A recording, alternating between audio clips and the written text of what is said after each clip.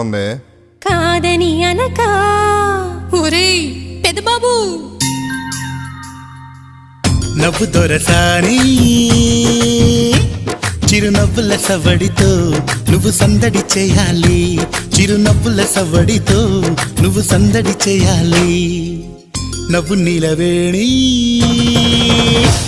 కొంటె నవ్వుల పల్లకిలో నిన్ను రోజు చూడాలి, కొంటె నవ్వుల పల్లకిలో నిన్ను రోజు చూడాలి.